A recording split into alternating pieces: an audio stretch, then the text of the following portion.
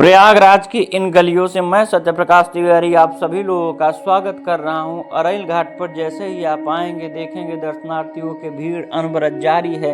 पिछले विगत 1.5 महीने से यूं ही दर्शनार्थियों का सैलाब आता जा रहा है। कोई स्काई राइडिंग कर रहा है, कोई किले को निहारता हुआ खड़ा है, कोई बोट से यात्रा कर रहा है और बोट बड़ी बड़ी आई हुई हैं जो कि हमेशा से ही कहीं न कहीं जहाँ पर कार्यक्रम होते हैं रहती हैं। इसमें प्रयागराज में वो सब विद्यमान है। दुनिया भर की सारी जो कंपनी है वो प्रयागराज में आ गई है। कोई भंडारा कर रही है, कोई हवन कार्यक्रम संचालित कर रही है। बहुत सारे मानवाधिकार कार्यकर्ता भी आए हुए हैं। तो सभी और दर्शनार्थियों का तो कहना है कि 1 महीने से आपको दिखा रहे हैं कि पूरे विश्व के दर्शनार्थी प्रयागराज में आकर के एक हो गए हैं। अरैल घाट पर जैसे ही आते हैं संगम की विहंगम दृश्य देखते ही उनका मन एकदम स्तब्ध हो जाता है, वो निस्तब्ध हो जाते हैं। जैसे ही वो बोट यात्रा करना शुरू करते हैं सबसे पहले उनके सामने दिखाई देता है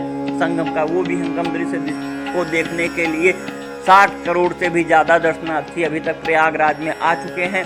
और आज है 24 तारीख और 2 दिन शेष है शिवरात्रि को पुनः एक बार दिव्य स्नान होगा और साथ ही साथ में भव्य महाकुंभ दिव्य महाकुंभ की समाप्ति की घोषणा की जाएगी अखाड़ों के द्वारा, शंकराचार्य के द्वारा और कल्पवासी ये सभी तो जा ही चुके हैं। जो कुछ बहुत हैं जैसे विश्व अखाड़ा परिषद तो अपना करेगा, साथ ही साथ सरकार की ओर से भी समापन की घोषणा की जाएगी। योगी सरकार का बहुत बहुत धन्यवाद। ये देख लीजिए कितना विहंगम दृश्य बना दिया गया है संगम की रेती में। कौन जानता था कि ऐसा भी दृश्य हम देखेंगे, मगर हम अपनी आंखों के सामने देख रहे हैं। जैसे ही आप संगम की ओर जाते हैं जहाँ इधर से माता जमुना जी चलती हैं और उधर से वो देखिए माता गंगा जी आ रही हैं, दिव्य संगम हो रहा है। और यहाँ पर ज्ञान की अधिष्ठात्री देवी जो सरस्वती माता हैं वो विलुप्त रूप में हमेशा ऋषि मुनि अपनी भाषण में अपना वक्तव्य में ज्ञान देते ही रहते हैं। तो यही ज्ञान है और इन्हीं का संगम से ही प्रयागराज भव्य होता है। तीर्थों का राजा है प्रयागराज, जहाँ पर सबसे उत्तम प्रकार के यज्ञ होते हैं। देख लीजिए हर तरफ विहंगम दृश्य ही दिखाई दे रहे हैं। 1 महीने तक कल्पवासी यहाँ पर कल्पवास करके गए हैं।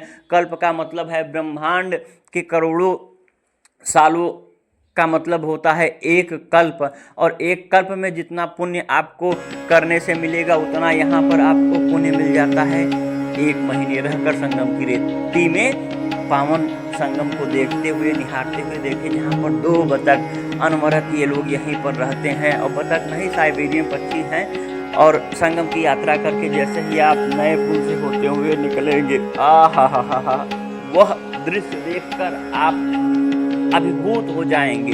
जितने भी आप दर्शनार्थी देख रहे होंगे, कोई स्नान करके आ रहा है, कोई स्नान करने जा रहा है, मगर सब के मन में एक ही प्रश्न रहता है कि संगम को निहार लो, गंगा मैया को देख लो। हमारे पूर्वजों ने जो गंगा मैया से प्रण किया था कि हर साल माघ महीने में आएंगे और आपका पूजन करेंगे, अर्चन करेंगे, वंदन करेंगे, तो उस प्रतिज्ञा के लिए ये मानव आते हैं। ये समझ लीजिए। बहुत सारे लोग कहते हैं कि गंगा में पाप धोते हैं, ये अफवाह है। कोई अपने माता में पाप धोने आता है? हम अपने माता की सेवा करने आते हैं क्योंकि हम सनातन धर्मी हैं। हम अपनी माता को कभी छोड़ सकते हैं? सोचिए कितने कितने अफवाह उड़ाए गए, मगर सनातनी चट्टान की तरह अड़े रहे।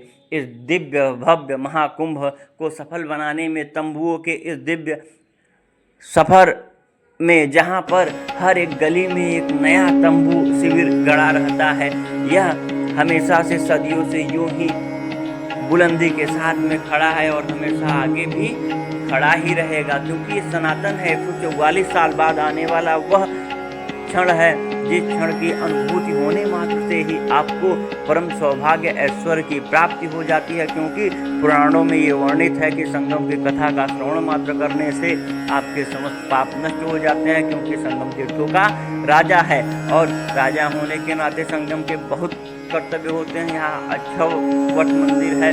यहाँ दुनिया में केवल 2 जगह पर नवग्रह मंदिर है, प्रयागराज में है।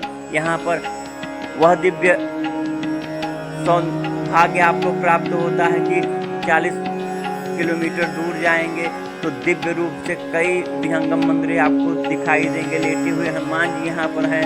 और मिर्जापुर जो निकटतम है गढ़ी-मानिकपुर आप जाकर के दर्शन करते हैं, माँ विंध्यवासिनी के दर्शन कर सकते हैं, काशी विश्वनाथ के दर्शन कर सकते हैं। यह प्रयागराज है साहब, इसकी शोभा वर्णि न जाए। तो मैं सत्यप्रकाश तिवारी यही कहूँगा दर्शकों का, सभी का बहुत बहुत धन्यवाद इतने दिनों तक बने रहने के लिए। सभी उन कार्यकर्ताओं का धन्यवाद जो 2 महीने से लगातार लगे हुए हैं।